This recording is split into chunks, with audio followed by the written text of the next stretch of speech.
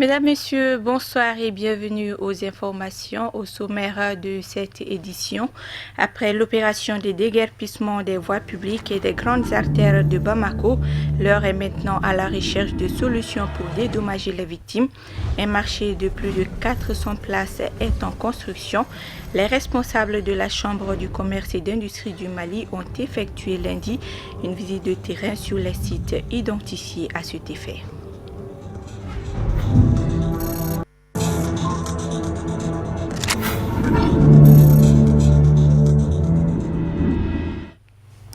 Mais tout d'abord, fin lundi du troisième sommet extraordinaire des chefs d'État et de gouvernement du G5 Sahel. Principale décision de la rencontre, la mise sur pied effective d'une force du G5 pour lutter contre le terrorisme. Commentaire à Marietou Diallo. Tous les chefs d'État des pays du G5 étaient présents ce lundi au sommet à Bamako. Le président en exercice de l'Union africaine, le Guinéen Alpha Condé, a également effectué le déplacement. La principale mesure à retenir est la création d'une force conjointe au Sahel. Les 5 pays membres du G5 vont fournir des troupes pour lutter contre le terrorisme dans la région. Le sommet s'est engagé à faire face aux menaces en mutualisant les efforts afin de parvenir aux objectifs de paix, sécurité et développement. Il a annoncé la création de la compagnie de l'organisation dénommée Air Sahel et qui dispose déjà de ses premiers appareils. Le président en exercice a qualifié le sommet de Bamako de grande importance au regard de la dégradation de la situation sécuritaire dans le nord du Mali. Il s'agira pour l'organisation commune qui regroupe le Tchad, le Burkina Faso, la Mauritanie, le Mali et le Niger d'endiguer les fléaux pour parvenir à la stabilité régionale. Le président malien Ibrahim Boubacar Keïta a fait cas des actes les uns plus odieux que les autres dans l'ensemble de la région avant d'insister sur la vision économique de l'organisation qui passe par des projets structurants, la lutte contre l'insécurité, le trafic de drogue et l'immigration clandestine. Le président Abdelaziz a également évoqué les entraves juridiques et matérielles qui affectent les ambitions de l'organisation. Les partenaires du G5 Sahel se sont engagés à accompagner les ambitions de l'organisation au double plan de la sécurité et du développement. Les chefs d'État du G5 Sahel ont donc tous conscience que la souveraineté du Mali est indiscutable et non négociable, telle que réaffirmée par les résolutions de toutes les grandes organisations internationales. Ils ont également conscience que tout doit être consenti pour la mise en œuvre collective de l'accord pour la paix et la réconciliation nationale avec les efforts du gouvernement et des autres partenaires. À l'issue du sommet ordinaire tenu ce lundi 6 février 2017 au Centre international de conférences de Bamako, le président de la République, Ibrahim Boubacar Keïta, a été désigné nouveau président du G5 Sahel. Il remplace ainsi son homologue Idriss Déby Itno du Tchad à la tête de l'organisation sahélienne. Le prochain sommet du G5 Sahel se tiendra dans une année à Niamey au Niger. Visite de terrain du ministre de l'Énergie et de l'Eau, Malik Ousseini, a visité samedi dernier les sites de la station Compact et le chantier de la station de pompage d'eau potable de Kabala. Objectif, s'enquérir des réalités des installations d'eau avant la période de pointe. Cette visite s'inscrit dans une dynamique de prévention et de gestion efficiente d'eau en période des pics de chaleur. Visite de terrain effectuée en 2 étapes. D'abord, il s'agissait de faire le point avec les bureaux d'études et les entreprises de travaux de la station de compact de Kabala.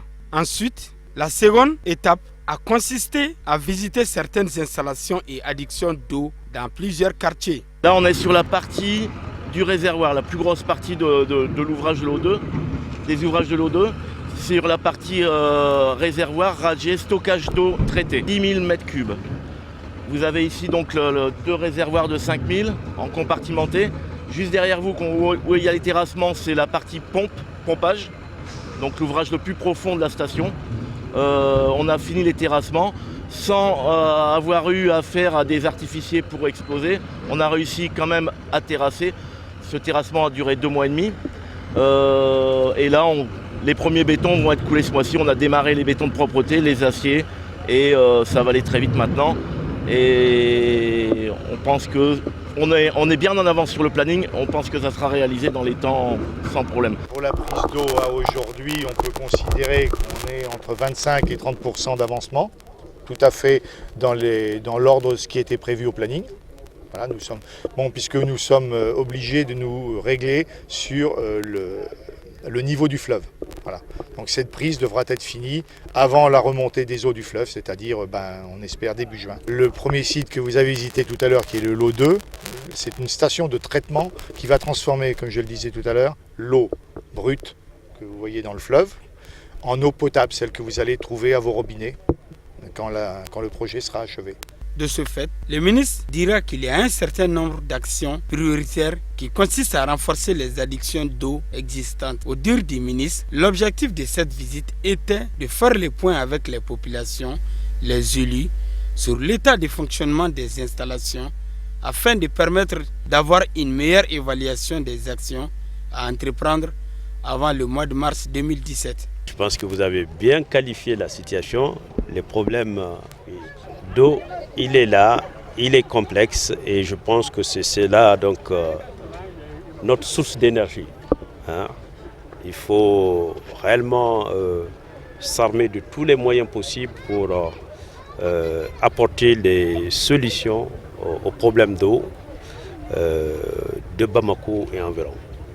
Vous savez, nous l'avons dit, nous revenons là-dessus, il y a un déficit important et ce déficit, il est égal à la production actuelle. Il nous faut 160 000 m3 par jour, ça veut dire 160 millions de litres par jour. C'est ça le déficit. Et c'est ce qui est aujourd'hui produit. Donc, un projet important est en cours, il est lancé. Vous vous souvenez que le président de la République, son Excellence Ibrahim Boubacar Keïta, l'a visité le 17 octobre 2016. Il s'agit du projet d'alimentation en eau potable de la ville de Bamako à partir de Kabala. Voilà. Donc, ce matin, comme vous avez pu le constater vous-même, nous avons commencé par faire l'état d'exécution donc des travaux de cet important projet. Il faut souligner, ce projet, il est très important. Il est important par son coût. Ça fait environ 172 milliards de francs CFA. Il est important dans ses dimensions physiques. C'est l'un des plus, sinon le plus grand projet aujourd'hui en exécution en Afrique. Ça, il faut le souligner. Cette visite aura prouvé sans nul doute que les plus hautes autorités du pays ont à cœur de gérer la problématique d'eau pendant la période de pointe. Visite de terrain également des responsables de la CECIM sur les sites identifiés pour la construction des marchés. Ce marché est censé accueillir dans un premier temps plus de 400 commerçants victimes de l'opération de déguerpissement des voies publiques et des grandes artères de Bamako. Reportage à Amadou Kamara et Samba Traoré.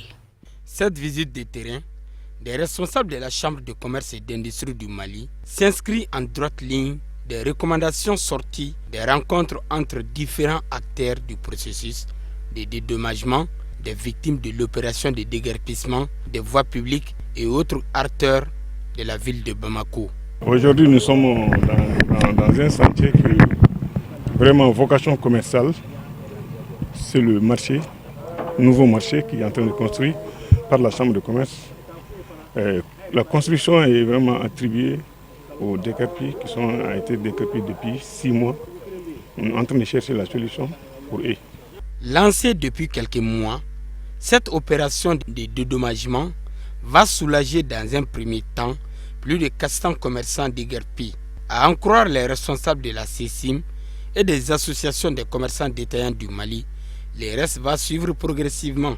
L'objet de cette visite ce matin, c'était par rapport à l'opération de déguerpis qui a été initiée par Madame le gouverneur depuis le mois de juin 2016. On avait mis une commission ad hoc en place pour faire des recensements des déguerpis, identifier les sites de recagement. C'est dans cette opération que le commune 3 nous avait attribué cet espace. On a eu à signer une convention de partenariat avec cette commune. La Chambre a fait un projet de marché qui a été démarré il y a quelques mois. Ce matin, on a appelé les différents membres de commission ad hoc à la Chambre de commerce pour faire les mises au point. Dans le même programme, on a dit qu'on va acheminer par le visite des sentiers. Cette chantier que vous voyez ici est destinée pour les déguerpis. Ça fait partie des mesures d'urgence que la Chambre a pris pour vraiment loger une partie des déguerpis dans le district de Bamako. Non, ça fait partie des solutions qu'on a initiées. Comme vous voyez, cette marché a une capacité d'accueil de 444. Les déguerpis sont autour de 7943 ou 42. Les rapports provisoires qu'on a eu à faire il y a 2 mois. Même les restes de déguerpis sont toujours en cours d'identification.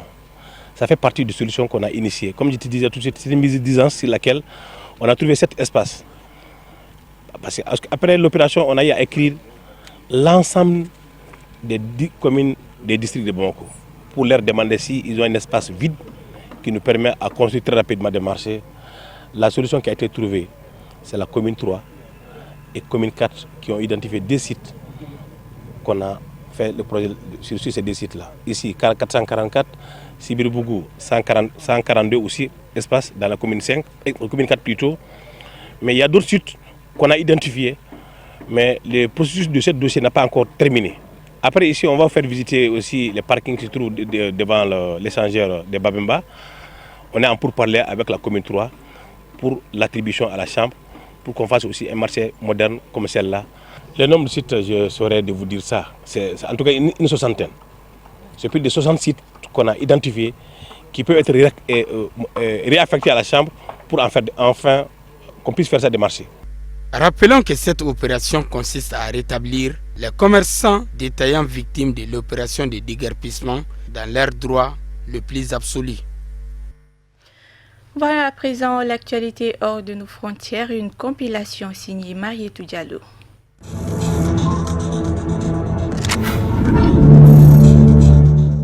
Les officiels libériens interdits de voyager pendant 60 jours. Ainsi en a décidé la présidente afin de réduire les dépenses de l'État. Selon une annonce publiée par la présidence, la mesure s'applique à tous les ministres, les chefs des organismes gouvernementaux, leurs adjoints et leurs assistants. Seuls les fonctionnaires dont le voyage représente un impératif majeur dans l'intérêt national seront autorisés à voyager par la présidente, c'est après une réunion individuelle avec les fonctionnaires. Cette mesure intervient alors que l'on déplore une fuite de capitaux alarmante dans le pays. Les critiques pointent du doigt les fonctionnaires proches de la présidence, accusés d'envoyer régulièrement d'énormes sommes d'argent à l'étranger. L'économie du Libéria a été durement touchée par l'épidémie d'Ebola et la chute globale des prix des matières premières.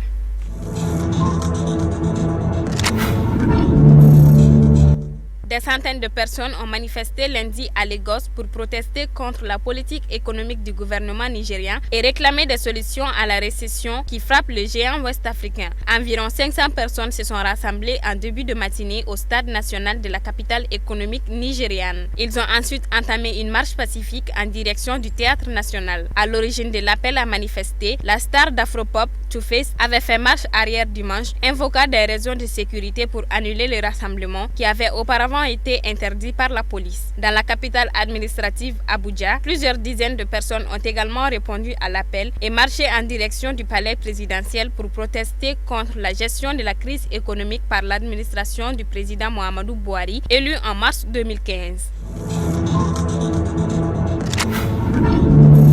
Le Maroc a adressé une sévère mise en garde à l'Union européenne en l'appelant à mettre pleinement en œuvre l'accord agricole avec le Royaume sous peine d'en subir les conséquences. La menace marocaine intervient 1 mois et demi après sa victoire sur le tapis vert à la suite d'un revers judiciaire. Fin décembre, la Chambre d'appel de la Cour de justice de l'Union européenne a invalidé un premier jugement prononcé 1 an plus tôt. En décembre 2015, en première instance, le tribunal européen avait mis un coup d'arrêt à l'accord de libre-échange signé en 2012 entre les 2 parties sur les produits agricoles et de la pêche. Au centre du litige, le Sahara occidental, le Front Polisario, qui en réclame l'indépendance, considérait que l'accord agricole entre Rabat et Bruxelles englobait ce territoire.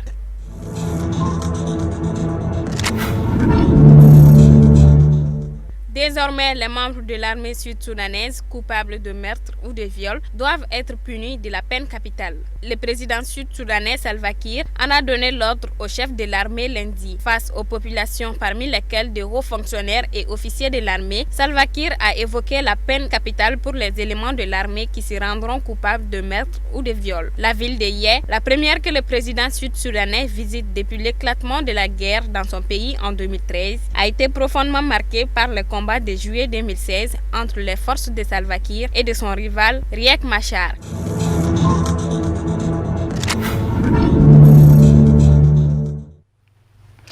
Le projet Paludisme et maladies tropicales négligées a été lancé lundi à Bamako.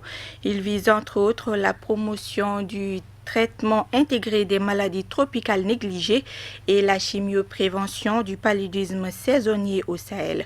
Reportage Tata Touré et Mohamed Sidibé.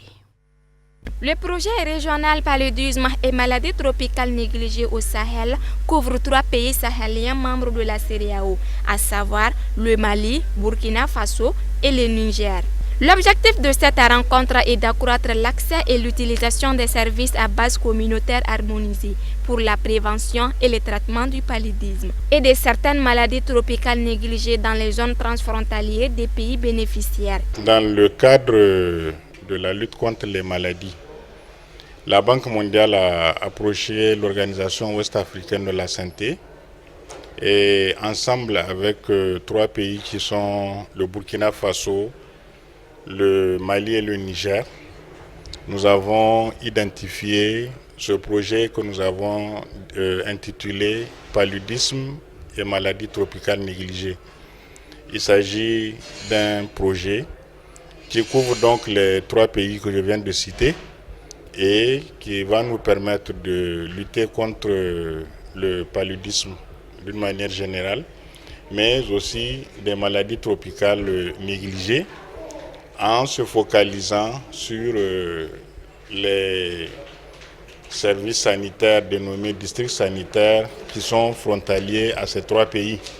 Donc les districts sanitaires qui sont situés sur la frontière Mali-Niger, Mali-Burkina, Burkina-Niger et Niger-Mali. Bon, ce que nous pouvons dire, le projet, c'est vrai, a démarré il y a à peine 1 an.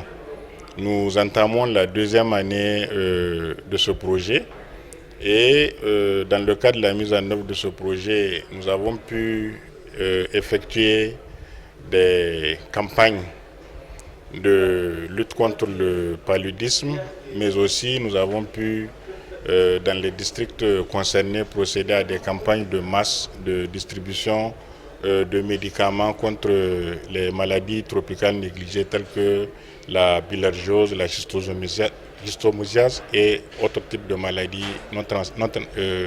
tropicales négligées dans notre espace d'intervention. Vous savez, en santé, après 1 an d'intervention, on ne peut pas parler d'impact. Mais ce qui est sûr, c'est qu'avec les campagnes de masse qui ont été organisées, ça va contribuer très certainement à la réduction de ces maladies contre lesquelles nous luttons. Mais pour l'instant, on ne peut pas parler d'impact en tant que tel. Le seul impact que l'on peut notifier, c'est le taux de couverture des populations qui ont été touchées par ces maladies qui varient entre 90% et plus par rapport à l'objectif cible qu'on s'est assigné. Ça va être juste un appel, comme je l'ai fait en Bambara, un appel à l'endroit des téléspectateurs de nos populations des 3 pays pour dire que le paludisme et les maladies tropicales négligées sont des priorités dans notre sous-région. Et les agents de santé ont souvent porté des messages, nous les invitons à suivre ces messages. Les agents de santé passent souvent dans nos résidences pour la distribution des médicaments contre ces maladies. Nous leur demandons tout simplement d'adhérer à ces campagnes de traitement. Pour pouvoir lutter contre ces maladies, il faut la mobilisation sociale, la chimioprévention du paludisme saisonnier, le diagnostic et le traitement du paludisme à base communautaire, le dépistage et le traitement intégré des maladies tropicales négligées, le traitement des conséquences réversibles des maladies tropicales négligées. Sport 15e anniversaire du dojo Tiger Club Self-Défense et Close Combat du maître Aruna Diallo. L'événement a été célébré dimanche sur le terrain de football de Kalabankoro. C'était en présence des autorités sportives, politiques et administratives. Reportage Issouf Koulibaly et Samba Traoré. C'est en présence des parents, amis, pratiquants, maître et grand-maître de la self-défense et close combat que s'est déroulée la 15e édition de l'anniversaire du dojo Tiger du maître Aruna Diallo de Kalabankoro. Pour ce moment exceptionnel de la vie du dojo Tiger, les différentes disciplines et dojos des arts martiaux du district de Bamako, dont le Kung Fu Shaolin, le Taekwondo, le Volcan Club, le dojo d'Amangile, le BMJ Club, le Mentis Club, le Wentu Club de Viet Vodao et le Fale Club ont tous exhibé leur savoir-faire à travers des mouvements d'ensemble, des combats imaginaires et des attaques défense. D'où la satisfaction du promoteur et des autorités politiques et administratives de la commune rurale de Kalabankoro. Ça me fait grand plaisir. Vous voyez la masse qui est venue, qui sont venus nous soutenir. Je suis très content de l'anniversaire. C'est les Olympiens qui ont organisé le 15e anniversaire. Grâce à eux, je salue tous ceux qui ont fait les déplacements. Je salue tous. Je suis très content de cela. J'enseigne la self-défense close combat. Auparavant, j'ai pratiqué le Kung Fu, mais j'ai laissé le Kung Fu. Je pratique la self-défense close combat actuellement. Bon, nous, on est vraiment contents aujourd'hui parce qu'on voit que les gens sont intéressés au Mali maintenant des sports. Surtout, particulièrement les close combats et taekwondo. Nous, en tant qu'autorité, nous, on ne fait qu'encourager les jeunes à faire des sports. Parce qu'on peut dire qu'en jeunesse, on peut tout faire. C'est pourquoi on encourage les jeunes pour faire le sport. La présentation des membres du collectif des Ceintures Noires, la remise des attestations de reconnaissance à certains pionniers de la discipline et la prestation de l'humoriste Djelimandi Kouyaté dit ATT Junior ont meublé cette 15e édition de l'anniversaire du dojo Tiger du maître Aruna Diallo de Kalabankoro. Voilà la fin de cette édition. Merci de l'avoir suivi. Excellente suite de programme.